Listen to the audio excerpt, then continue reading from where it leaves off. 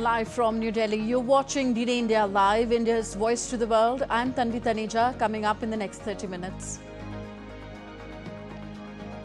NASA ISRO Synthetic Aperture Radar or NISAR successfully launched from India's Sriharikota, the satellite capable of all-weather 24/7 mapping of the Earth.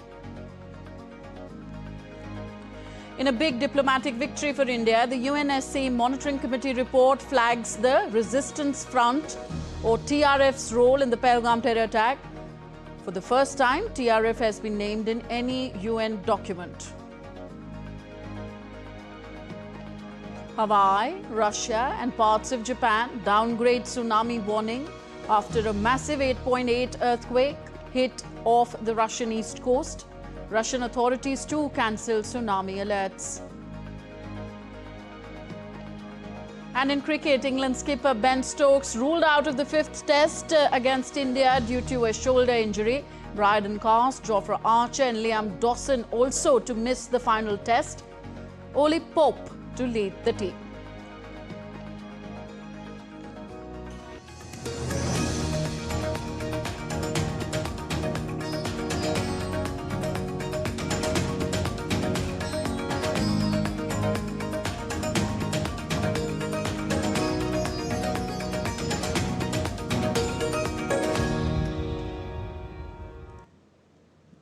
It's a historic moment in space exploration at India's Satish Dhawan Space Centre in Sriharikota. The Indian Space Research Organisation, ISRO and NASA have successfully launched the NASA-ISRO Synthetic Aperture Radar, NISAR, an Earth observation satellite.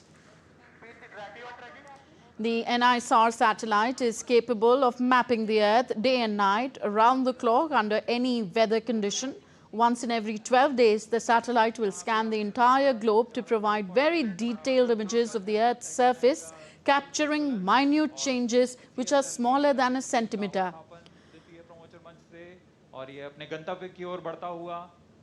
NISAR is a unique Earth observation satellite, and the mission marks the first hardware collaboration between the Indian and US space agencies, with each providing a different radar system for the satellite. The mission will support many critical applications, including sea ice monitoring, ship detection, storm tracking, soil moisture changes, surface water mapping, and disaster response. The milestone marks over a decade of collaboration between ISRO and NASA.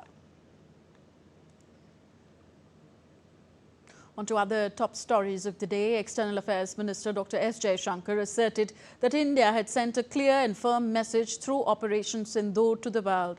He was addressing the special discussion on Operation Sindoor in the upper house, Rajya Sabha. He emphasized on major steps taken by India in response to the Pahalgam terror attack.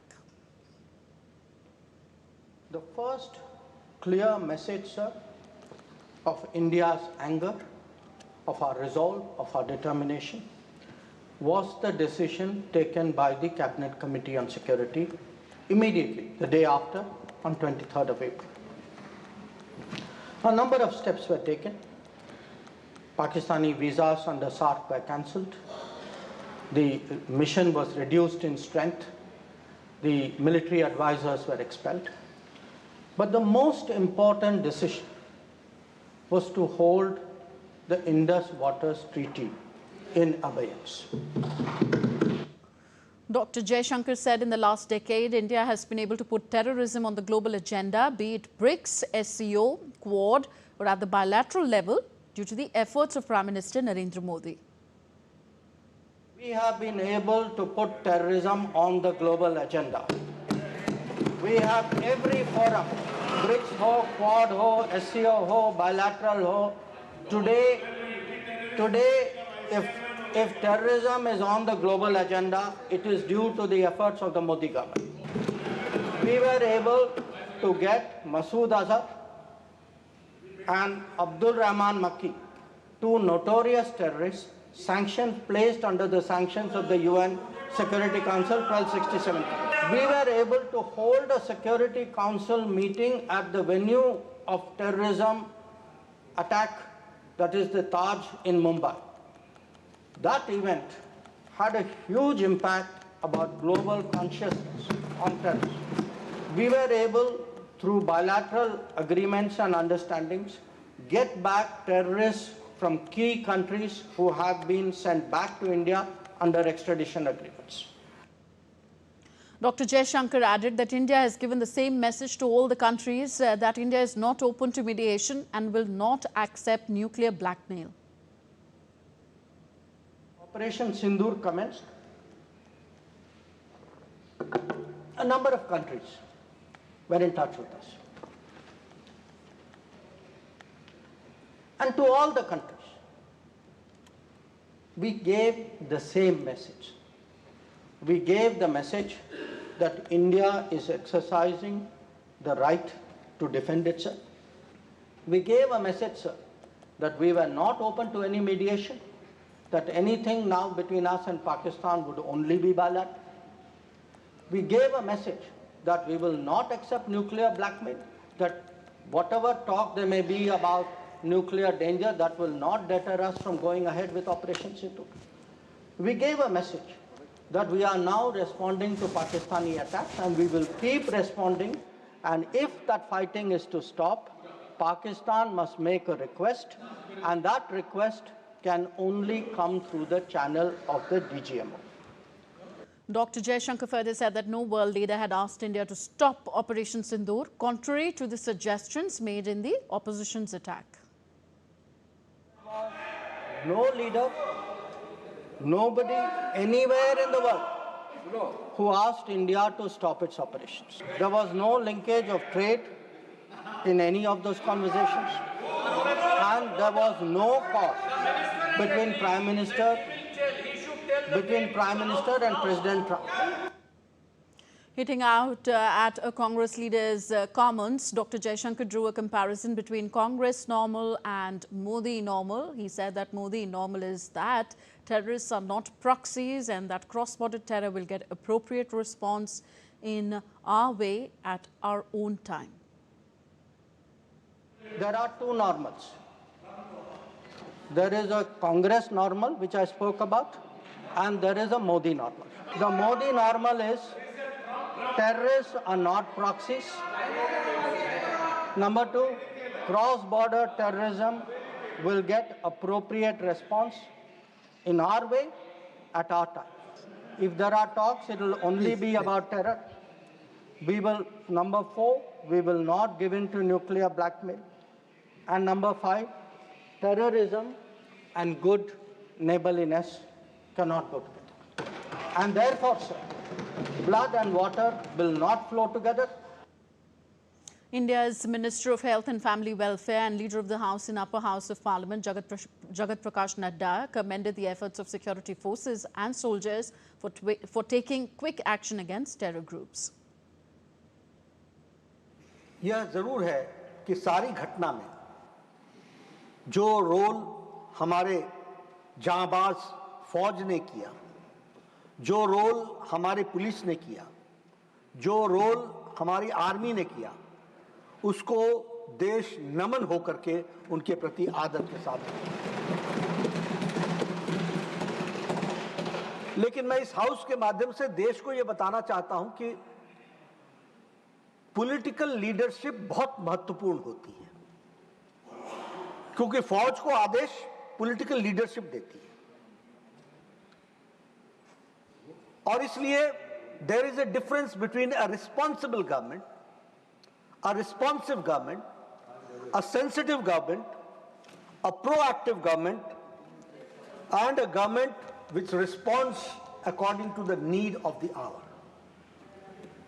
In a major success for India's efforts in getting the Resistance Front or TRF terror group sanctioned by the United Nations Security Council, its monitoring committee has officially mentioned TRF in its latest report.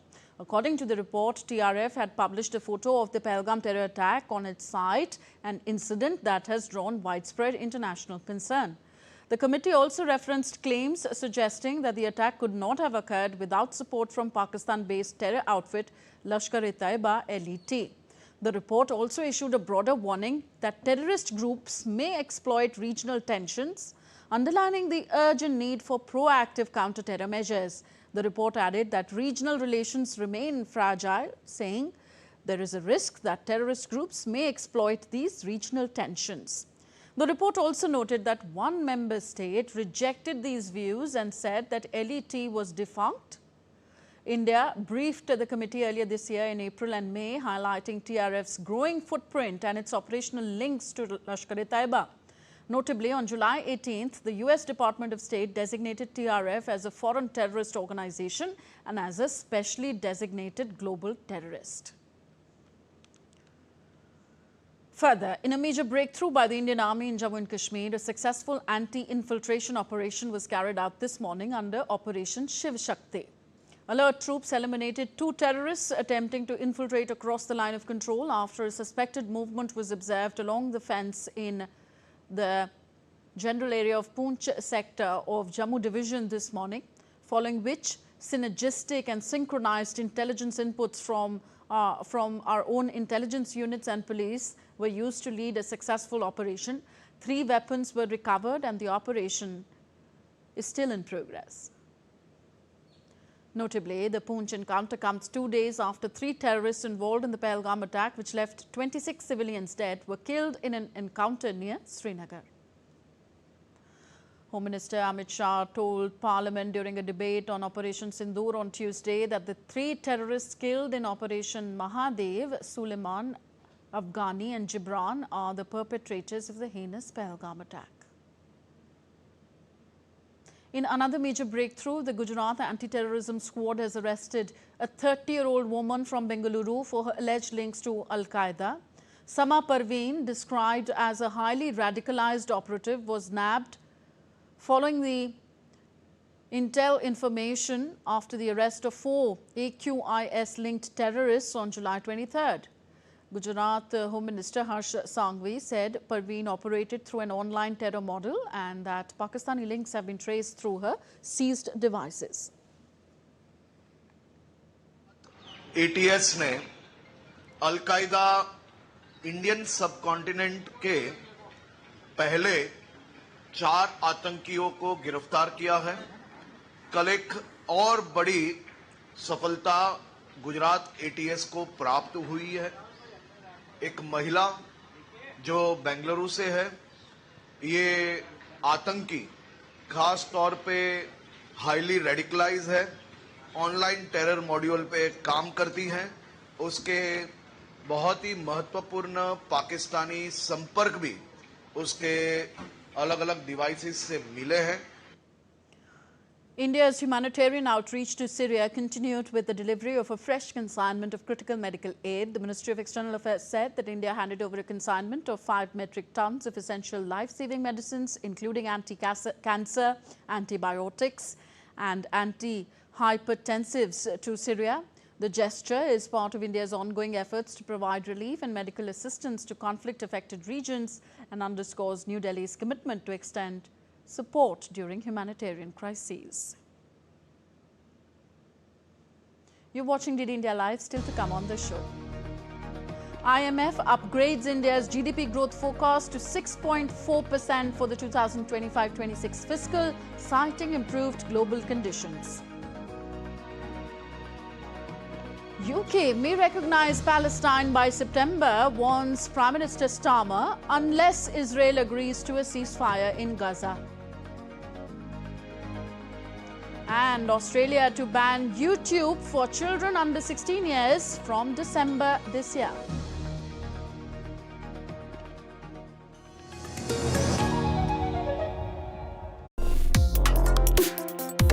Complex issues, hidden agendas, twists and turns, strategic games. We think all dots are linked. We just need to connect them. Join me every week as I connect the dots to unravel hidden designs in statecraft, mysteries, and decode issues that matter to you. Watch Connecting the Dots with me at these times on DD India.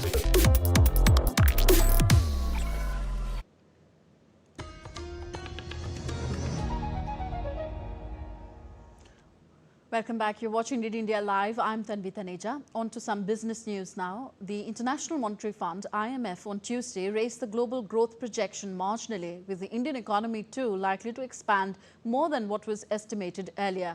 In its latest update, the IMF said that India is projected to grow 6.4% in 2025 and 26, reflecting a more benign external environment than assumed in the April reference forecast.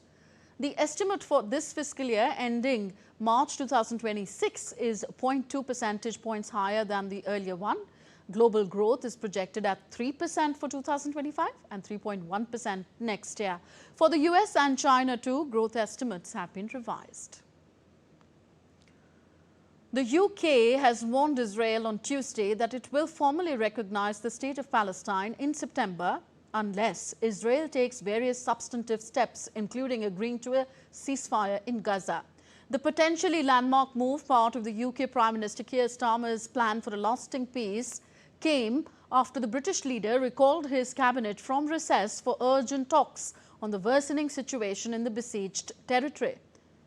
Keir Starmer said Israel must end the appalling situation in Gaza, agree to a ceasefire and commit to long-term sustainable peace, reviving the prospect of a two-state solution on the issue.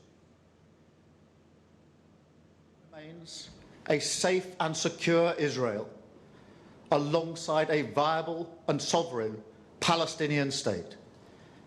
But right now, that goal is under pressure like never before. I've always said that we will recognize a Palestinian state as a contribution to a proper peace process at the moment of maximum impact for the two-state solution.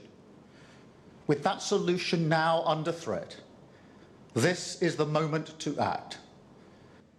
Israel rejected the move announced by the UK, arguing that it constitutes a reward for Hamas.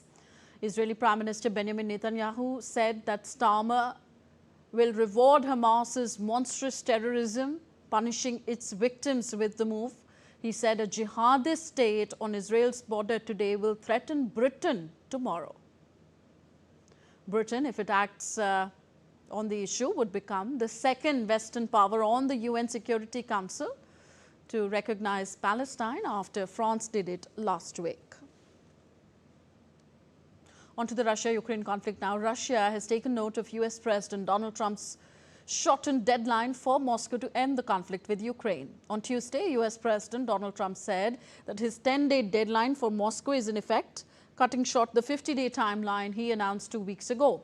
In response, Kremlin spokesman Dmitry Peskov said that it has taken note of Trump's statement and at a cost of over 54 crore rupees. This is another step in modernizing internal security infrastructure.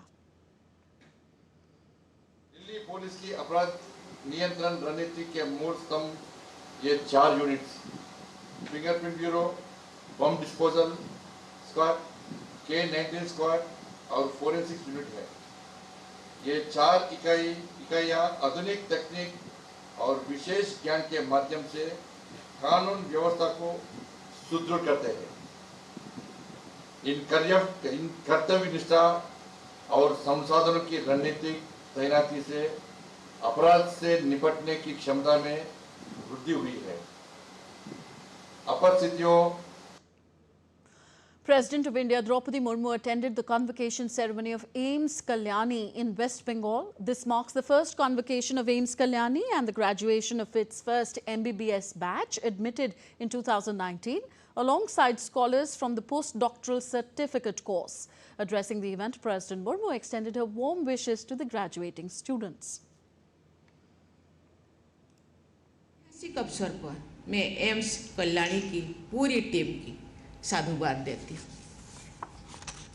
आज उपाधि प्राप्त करने वाले सभी विद्यार्थियों को मैं बधाई देती हूँ।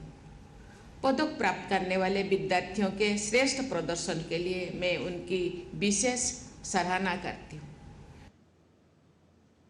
Several countries, including Japan, United States and Russia, have downgraded tsunami warnings after a powerful magnitude 8.8 earthquake struck off Russia's Kamchatka Peninsula early on Wednesday. Authorities in Russia's Kamchatka Peninsula lifted the tsunami warning more than 11 hours after the earthquake near the region's coast prompted evacuations.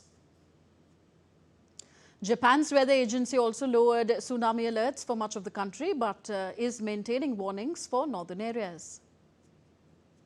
In the US, the Hawaii County has lifted its evacuation order after the tsunami alert was downgraded and limited to follow the advisory. Tsunami Warning Center has downgraded the forecast from a tsunami warning to a tsunami advisory. The PTWC continues to monitor for more data to update its forecast and for an all clear that they may issue later on. A tsunami advisory means that the potential for strong currents or dangerous waves are expected or occurring for those in or near the water. There may be flooding of beach or harbor areas. Those who have evacuated may safely return home based on county assessments and directives. A massive wildfire near Aroca in northern Portugal is burning through steep forested hills, inching closer to Castelo de Paiva. Over 700 firefighters, 250 trucks and 9 aircraft are battling the flames that are opening multiple fronts and proving hard to contain. With temperatures soaring and land drying fast, at least 10 major wildfires are burning across the country, raising serious concern. Experts say climate change may be making summers harsher, turning ordinary fire seasons into dangerous emergencies. And on to sports news now. First news from cricket. England have suffered a big blow on the eve of their 5th and final test match against India starting Thursday.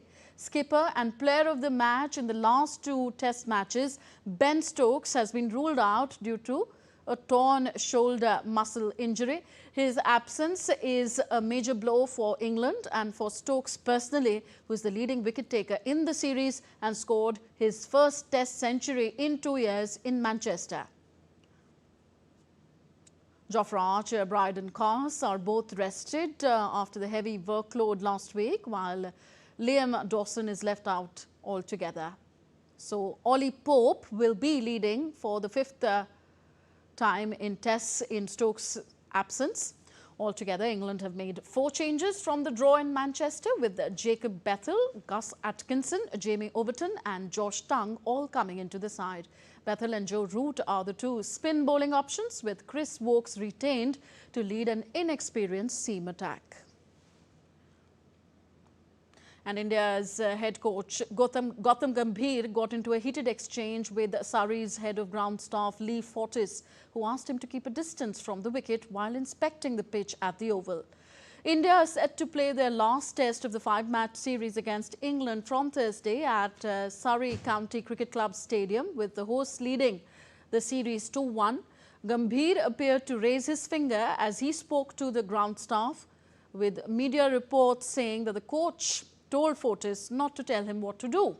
India's batting coach Sitanshu Kotak said that the India players and staff had taken care not to cause any damage to the playing surface during their practice session earlier on Tuesday. Heated verbal exchanges have added to the tension between the 2 teams in a competitive series where India, who secured a draw in the 4th test, need to win at the Oval to end the tour on level terms. Former Zimbabwe captain Brendan Taylor is set to return to international cricket in the 2nd test against New Zealand after serving a 3.5-year ban for breaching the ICC's anti-corruption code. Taylor, whose sanction ended on July 25th, is set to be named in Zimbabwe's squad for the 2nd test against New Zealand, which starts in Bulawayo on August the 7th. So that's all for this edition of DD India Live. Do let us know your thoughts on the news of the day. Connect with us on our different social media handles at DD India Live. And you can also download our DD India mobile app for quick news and updates on the go. We'll be back with more news as it breaks here on DD India. I'm Tanvi Taneja from all of us here in New Delhi. Thank you for watching. Namaskar.